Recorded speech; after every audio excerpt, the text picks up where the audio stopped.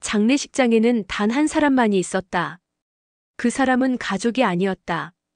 심지어 그의 이름조차 아무도 기억하지 못했다. 그는 한 손에 장미꽃 한 송이를 들고 검은 양복 위에 먼지를 그대로 입힌 채 조심스럽게 들어섰다. 비싼 화환 대신 종이봉투 하나만 들고 있었다. 김도윤 회장님 장례 맞나요? 그가 묻자 직원은 놀란 얼굴로 고개를 끄덕였다. 아, 혹시 김상배 씨 되시나요? 회장님의 유언에 적힌 유일한 조문객이십니다. 그 순간 장례식장 안의 공기는 일순간 멈춘 듯 했다. 대한민국 10대 재벌 창업주의 장례식. 그 자리에 초대된 사람은 단 한 명. 그리고 그는 가족도 측근도 아닌 이름 없는 청소부였다. 김상배는 그 말을 믿지 못했다. 제가요 초대받았다고요? 직원은 주머니에서 봉투 하나를 꺼냈다. 여기에 적혀 있습니다. 직접 보시죠. 흰 종이에 또박또박 적힌 손글씨. 장례식엔 김상배만 초대할 것. 그는 나의 마지막 가족이었다. 상배는 눈을 떴지만 머릿속은 멈춰 있었다. 자신이 왜 여기에 있는지조차 이해되지 않았다. 장례식장은 으리으리했다. 대리석 바닥, 천장에는 금장 샹들리에. 하지만 꽃은 시들어 있었고 사진은 먼지가 쌓여 있었다. 그 누구도 이 장례식에 단 한 송이의 국화도 보내지 않았다. 아들, 딸, 손자, 며느리 전원 불참. 기업의 고문, 변호사, 비서 연락 두절. 누가 봐도 사랑받지 못한 죽음이었다. 상배는 묵묵히 조문했다. 그리고 영정 앞에 무릎을 꿇었다.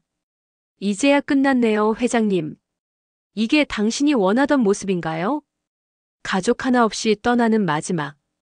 저 하나만 남기고. 직원이 다가왔다. 죄송하지만 김상배 씨. 회장님이 남기신 유언장 전문도 전달드려야 합니다. 그는 고개를 끄덕이며 받아들었다.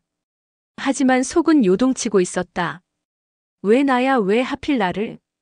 28년간 그는 DK그룹 본사의 지하 화장실을 청소해온 사람이었다. 누구보다 조용히, 누구보다 오래. 비위도 맞추지 않았고 인사도 크게 하지 않았다. 그는 단지 매일 같은 시간에 똑같은 걸레질을 하던 남자였다.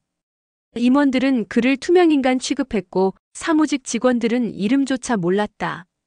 그런데 그런 그가 재벌 회장의 장례식에 유일하게 초대받았다. 이건 말이 안 되는 일이었다. 상배는 손끝으로 유언장을 쓸어봤다. 그리고 문득 28년 전 그날이 떠올랐다. 1997년 겨울. 상배는 첫 출근을 했고 DK그룹 본사 지하 화장실로 배정받았다. 그날 밤 그는 한 남자를 발견했다. 피투성이의 얼굴은 알아볼 수 없을 정도로 부어 있었다. 남자는 상배를 보고 힘겹게 말했다. 가방 하나만 좀 부탁드립니다. 이 가방 안에 제 인생이 들어 있어요. 그는 망설였지만 결국 그 가방을 숨겼다. 이틀 후 그 남자는 아무 일 없었다는 듯 복귀했다. 그 남자가 바로 김도윤 회장이었다. 그날 이후 회장은 단 한 번도 감사 인사를 하지 않았다.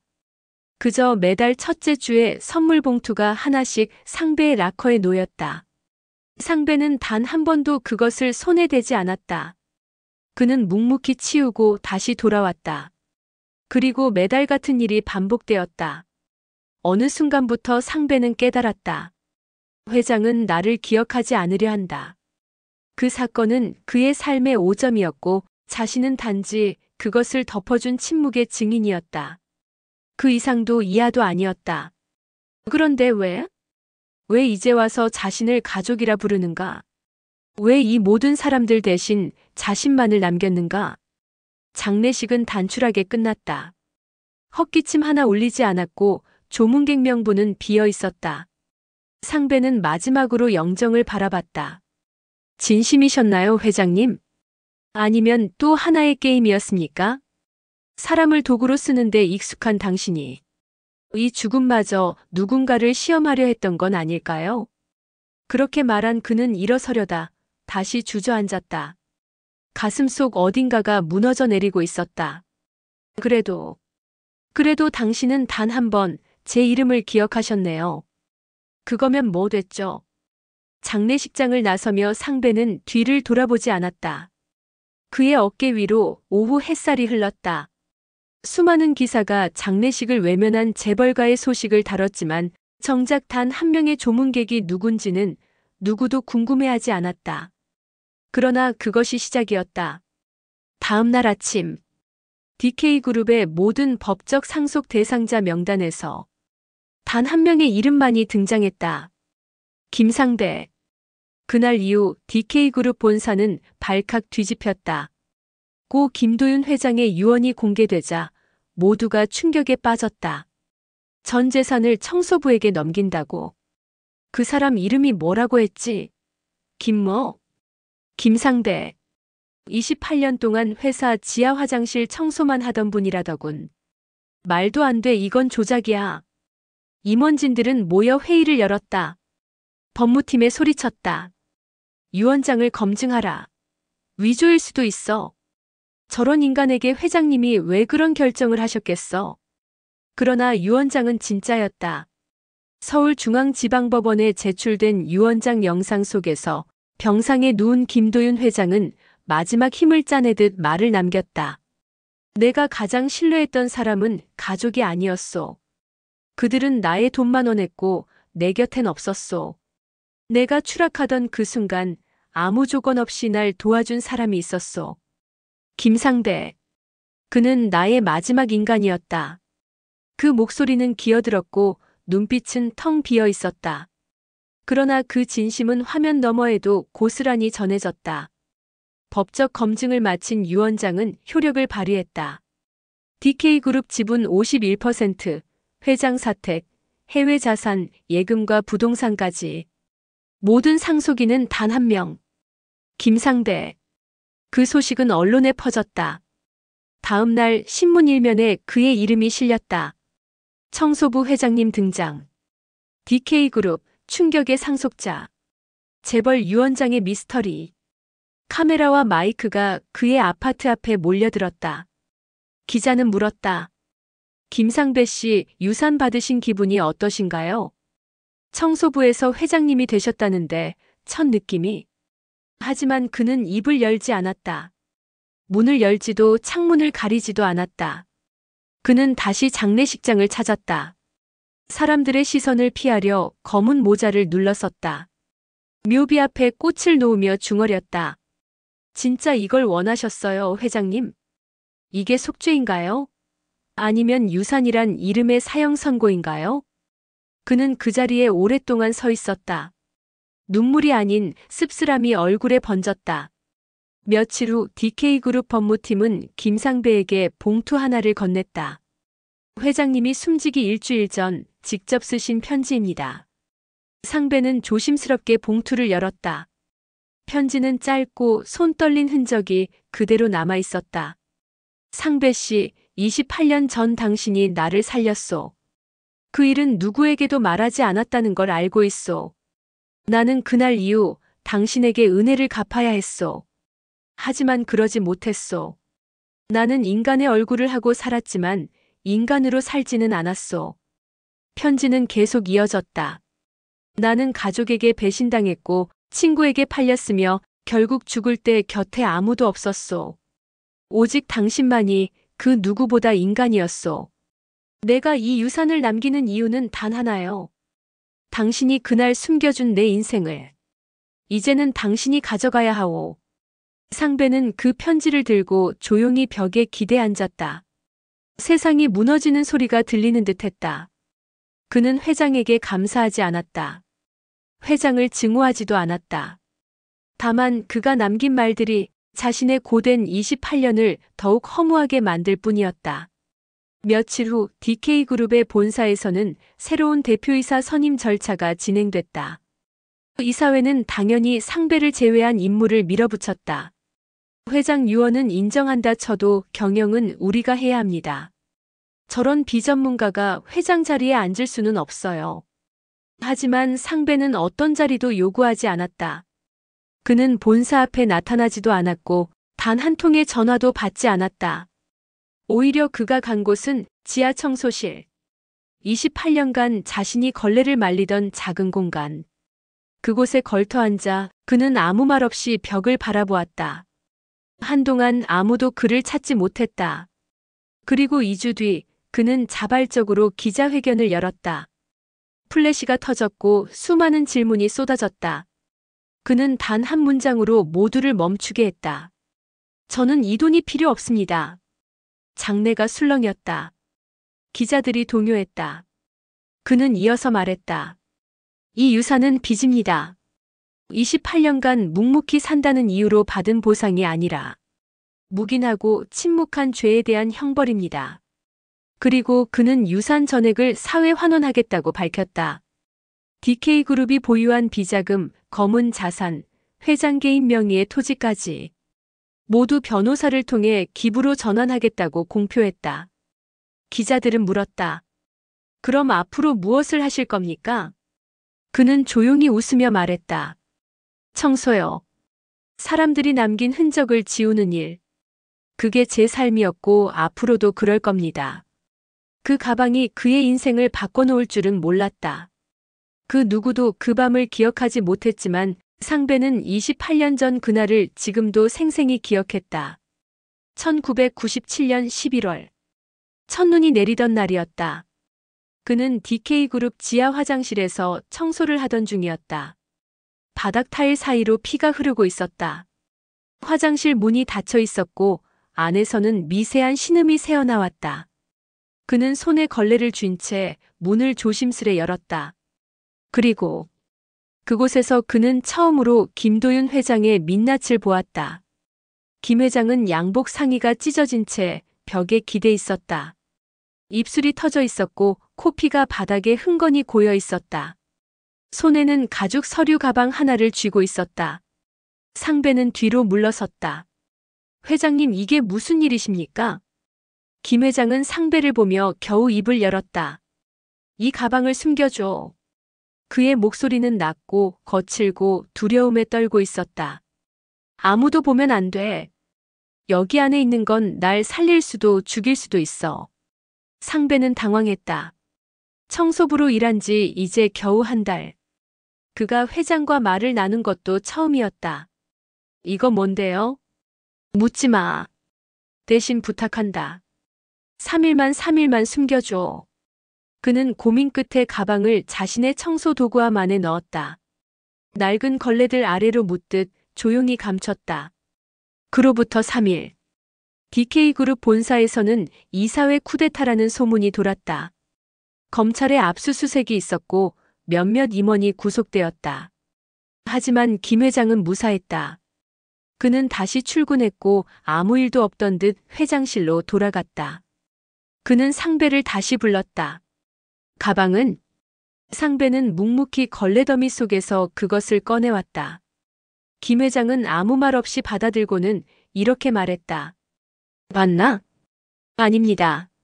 정말 아무것도. 예. 회장님이 말하신 대로 그냥 숨겼을 뿐입니다. 그는 김 회장의 눈빛을 잠시 마주봤다. 그 순간 어떤 이상한 침묵이 흘렀다. 회장은 고개를 끄덕이고는 뒤돌아갔다. 그리고 그 이후 단 한 번도 상배를 직접 부른 적이 없었다. 하지만 그날 이후부터였다. 상배의 사물함에 봉투가 놓이기 시작한 건 흰 봉투 안에는 늘 현금이 들어 있었다. 처음엔 30만 원. 그 다음 달엔 50만 원. 그리고 그 금액은 해마다 커졌다. 하지만 상배는 그 돈을 한 번도 쓰지 않았다. 그는 봉투를 그냥 휴지통에 버리곤 했다. 무서웠거든요. 그 가방 안에 뭐가 들었는지는 모르지만 내가 뭔가를 넘었단 느낌은 들었죠. 그는 수년 후 어떤 기자와의 비공식 인터뷰에서 이렇게 말했다. 시간은 흘렀고 DK그룹은 눈부신 성장을 했다. 건설, 금융, 유통까지 손을 뻗쳤다. 김 회장은 위기에서 살아 돌아온 경영의 귀재로 불렸다. 그 누구도 알지 못했다. 그의 재기 이면에 지하 화장실 한 구석에서 침묵을 지킨 청소부가 있었다는 것을. 상배는 그것을 자랑하지 않았다. 그날 이후 그는 단 한 번도 회장실 근처에 가지 않았다. 봉투는 계속 왔지만 그는 받지 않았다. 그는 받는 순간 다시 그 가방의 기억이 떠오를까 두려웠다. 그저 걸레질만 계속했다. 화장실의 피 냄새도 사람들의 시선도 자신에게 붙은 별명도 모두 걸레로 지워내듯 살아갔다. 그런데 그 가방이 회장이 죽고 난 뒤 다시 나타났다. 김 회장의 유품 중 하나가 지하 창고에서 발견된 서류 가방이었다. 가죽이 낡았고 지퍼는 녹이 슬어 있었지만 그 가방은 그대로였다. 그 안엔 아무것도 없었다. 아니, 정확히 말하면 안에 있어야 할 것이 빠져 있었다. 그리고 함께 발견된 한 장의 메모. 상배 씨, 그날 당신이 숨겨준 것, 사실 난 다시 꺼내지 않았습니다. 그 가방은 내 죄의 증거였고 동시에 나를 살린 유일한 밧줄이었소. 당신이 그걸 묻어준 순간 나는 다시 태어났소. 하지만 그 죄책감은 끝까지 나를 따라다녔소. 상배는 그 가방을 무겁게 안고 앉았다. 마치 시간 속에서 봉인된 어떤 망령을 꺼낸 듯 그의 손끝은 떨리고 있었다. 그는 처음으로 그 가방을 열어 안을 들여다봤다. 텅 비어 있었다. 하지만 냄새는 그대로였다. 피, 비명, 공포 그리고 침묵. 28년 전 그날 밤의 냄새가. 저 가방이 제 인생을 바꿔놨습니다. 하지만 그건 축복도 저주도 아니었습니다. 그건 빚이었습니다. 그리고 그는 그 가방을 납골당 회장의 묘비 아래 묻었다. 돌을 살짝 들추고 한 줌의 흙을 손으로 파내며 그는 이렇게 중얼였다. 이제 됐죠? 이제야 진짜 끝인 거죠? 그리고 묘비 앞에 앉아 그는 아무 말 없이 28년을 울었다. 그 사람이 진짜로 상속을 받았다고. 그 청소부 말이야?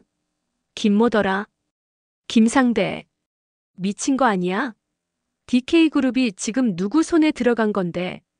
언론은 연일 대서특필했다. 신문, 방송, 인터넷 뉴스, 유튜브까지. 모두가 김상배라는 이름을 처음 듣는 사람들이었다. 재벌의 마지막 유언. 청소부 회장 시대. 가장 낮은 곳에서 가장 높은 자리에 오른 남자. 하지만 정작 당사자는 아무 말이 없었다. 김상배는 장례식 이후 2주간 잠적했다. 어디에도 나타나지 않았고 DK그룹 측에서도 그의 위치를 정확히 알지 못했다. 그를 대신해 변호인이 모든 법적 절차를 진행했다.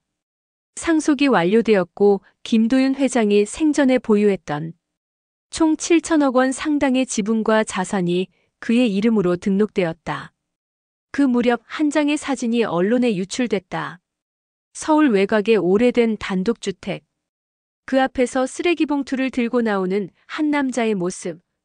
초점은 흐릿했지만 그가 바로 김상배라는 건 명확했다. 그 사진은 단 하루 만에 조회수 300만 건을 돌파했다. 그는 여전히 청소를 하고 있었다. 그 어떤 빌딩의 회장실이 아닌 자신의 작은 마당과 골목의 쓰레기통을. 사람들은 묻기 시작했다. 왜 그는 입을 다물고 있는가? 왜 DK에 나타나지 않는가? 그는 정말 회장이 될 준비가 되어 있는가? 그러던 어느 날, 그가 세상 앞에 나타났다. 서울 강남. DK그룹 본사 앞에 기자 수십 명이 몰려 있었다. 출입문이 열리고 그곳에 낯익은 인물이 나타났다. 낡은 재킷에 검은 바지. 그 위엔 묵은 얼룩이 선명했고 구두는 달아 있었다. 하지만 그는 당당하게 걸어 나왔다. 김상배. 그는 회장의 타이틀을 달지 않았고 경호원도 없이 기자들 앞으로 섰다. 안녕하십니까? 김상배입니다. 그 한마디에 수십 개의 플래시가 터졌다. 수백 개의 카메라가 그의 얼굴을 담기 시작했다. 저는 그저 청소부였습니다. 이 회사의 화장실을 28년간 닦았습니다. 회장님이 남긴 유산이 제가 무엇을 했기 때문이라고는 생각하지 않습니다. 그의 목소리는 낮고 차분했다. 다만 침묵한 대가로 너무 많은 걸 받았습니다.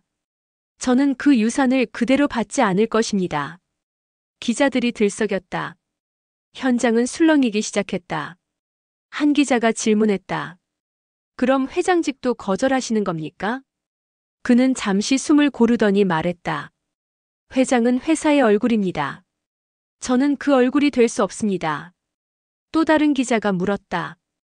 그럼 앞으로 어떻게 하실 생각이신가요? 그는 미소 지었다. DK그룹의 지분은 제가 직접 경영하지 않습니다. 제가 믿는 사람들에게 맡기겠습니다. 하지만 저는 이 회사를 단 한 번은 청소해야겠다는 생각은 했습니다. 그 말에 사람들은 웃음을 터뜨렸다. 하지만 그의 표정은 진지했다. 이 회사가 자란 바탕에는 보이지 않는 사람들의 땀이 있습니다. 그리고 감춰진 진실도 있었습니다. 회장님은 마지막에 그걸 마주하셨고 그게 저에게까지 왔습니다. 기자들은 조용해졌다. 그는 말을 이었다. 이제는 저도 마주하려 합니다. 저는 회장이 아니라 이 회사를 다시 청소할 사람으로 남겠습니다. 그날 저녁 방송사마다 긴급 특보를 냈다. 청소부 출신 상속자의 첫 기자회견. 김상배 상속 유산 대부분 사회 환원 발표. DK그룹 윤리경영 TF 신설 예정. 그는 그 뒤로 언론 인터뷰를 모두 거절했다. 기자들이 집 앞을 찾아와도 문을 열지 않았다. 다만 몇 주 후 DK그룹 내부 게시판에 그의 이름으로 된 공지가 하나 올라왔다. 나는 이 회사의 회장이 아닙니다. 하지만 이 회사가 더럽혀졌던 역사의 목격자입니다. 그 진실을 지운다면 나도 그들 중 하나가 될 것입니다. 그러니 저는 다시 걸레를 들겠습니다. 그 글은 직원들 사이에서 빠르게 공유됐다. 누군가는 비웃었고 누군가는 눈물을 흘렸다. 그리고 그해 겨울 DK그룹은 큰 결정을 내렸다.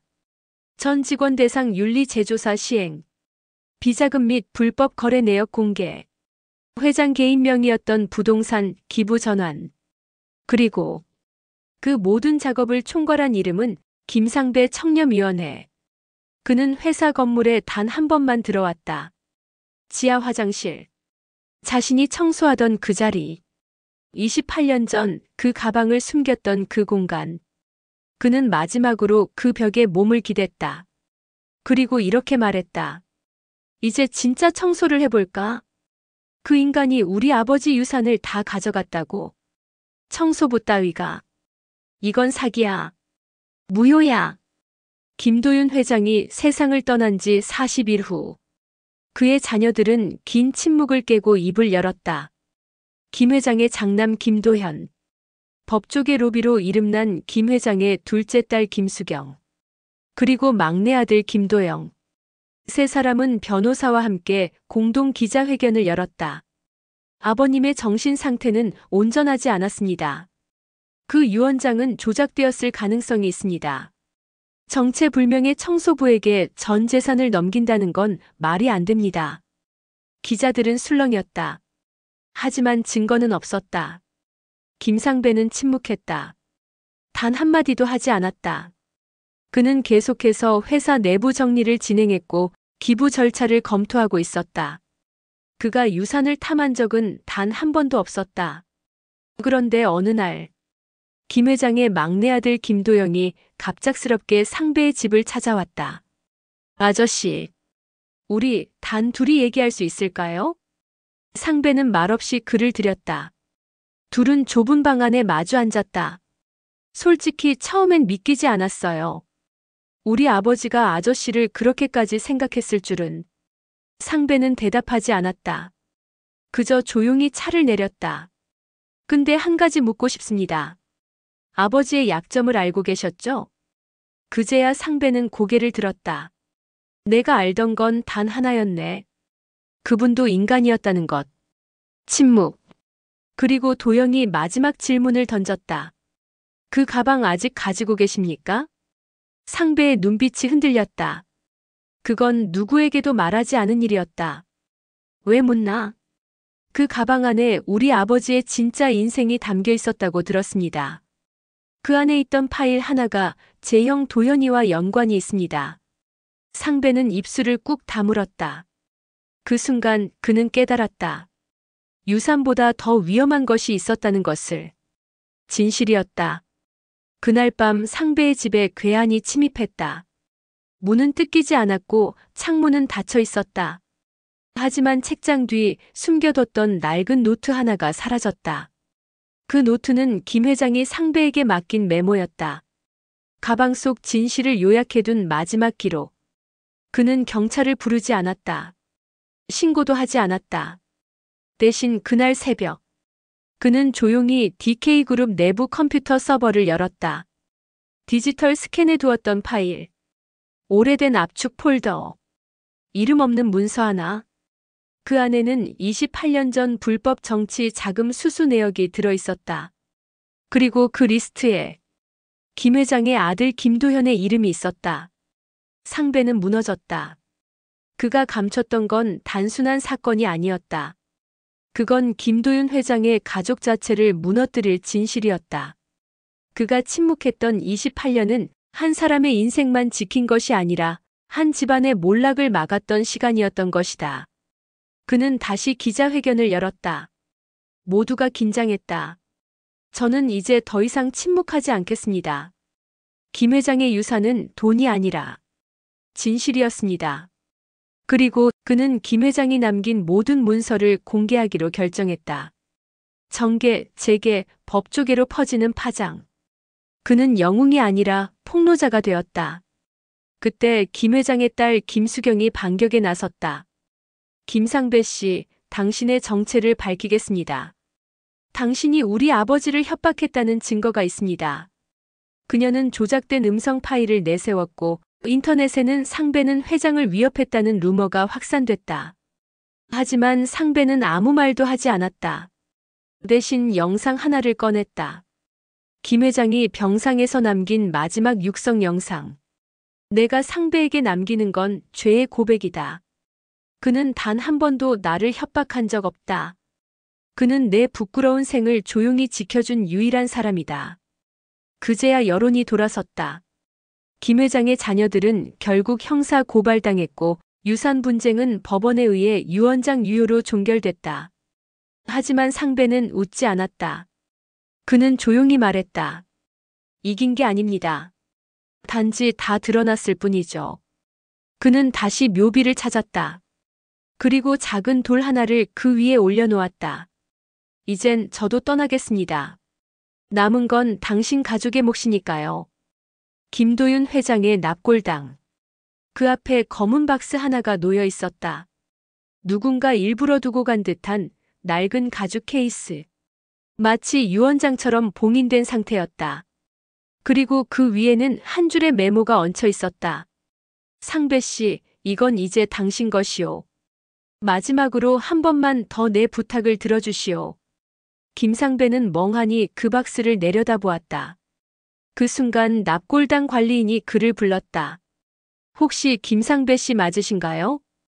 고인께서 돌아가시기 전 본인 명의로 보관 요청한 물품이 하나 더 있습니다. 그는 조심스레 따라갔다. 작은 보관함 속에 있던 건 한 권의 앨범이었다. 겉표지는 희미하게 바랬지만 DK그룹 비공식 기록이라는 제목이 쓰여 있었다. 상배는 그것을 들고 납골당 한쪽에 앉았다.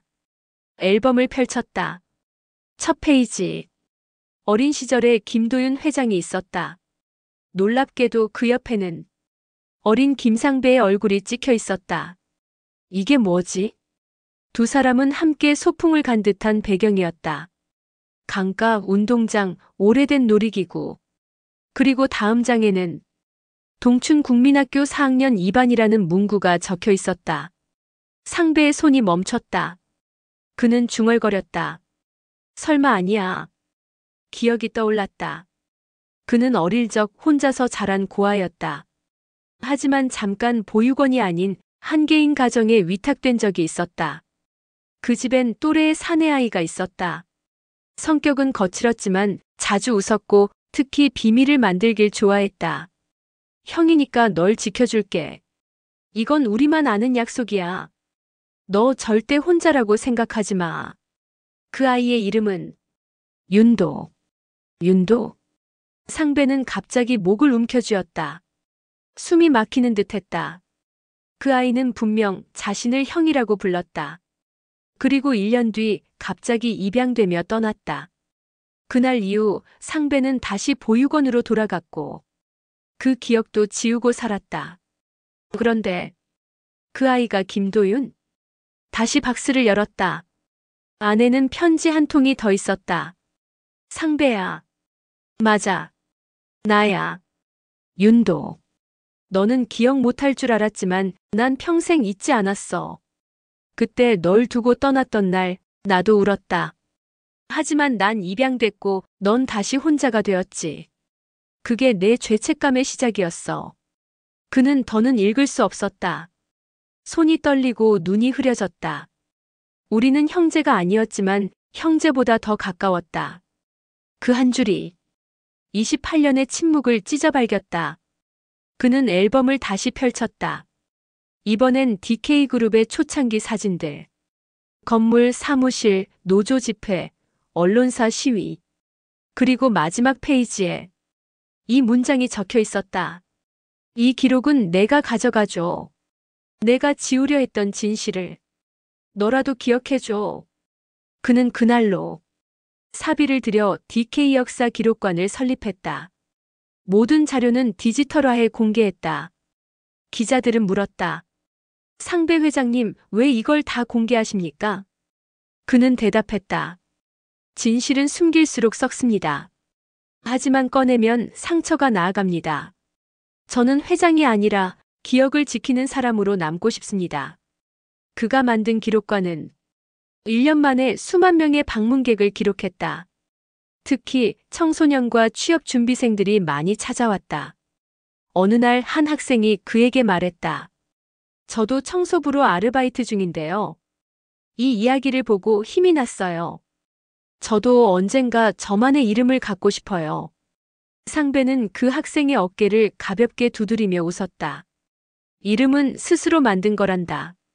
직업도 배경도 가족도 상관없다. 중요한 건 내가 어떤 기억을 남기는 사람이냐는 거지.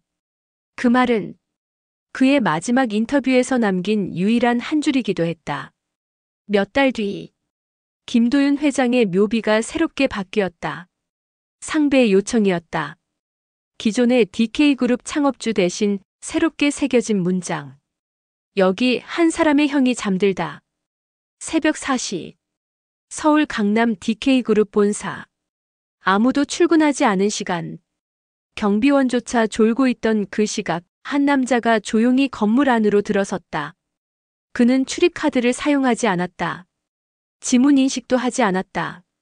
그냥 늘 해오던 대로 뒷문 틈으로 슬쩍 몸을 넣었다. 지하 2층. 그가 28년간 청소를 했던 공간. 벽에는 여전히 오래된 얼룩 자국이 남아 있었다. 낡은 청소도구함. 걸레가 말라붙은 데야. 그리고 그 벽. 김도윤 회장이 피 흘리며 기대었던 바로 그 벽. 김상배는 그 앞에 섰다. 오랜 침묵 끝에 조용히 손을 뻗었다. 벽을 천천히 쓸어내리며 말했다. 이제야 닿게 되네.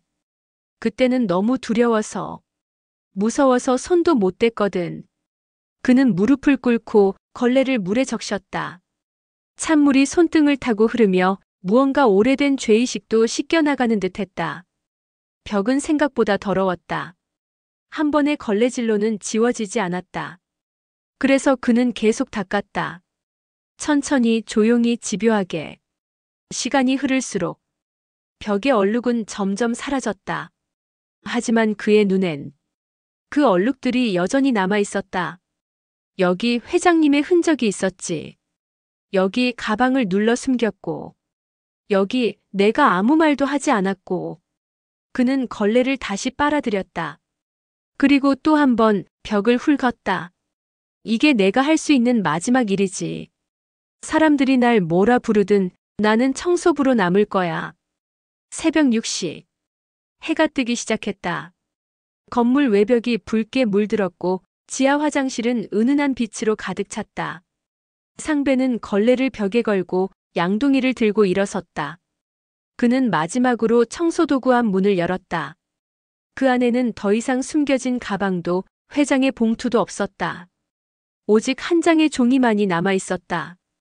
상배 씨, 당신의 청소는 이 건물에서 시작됐지만 이제는 세상으로 나가야 할 것 같소.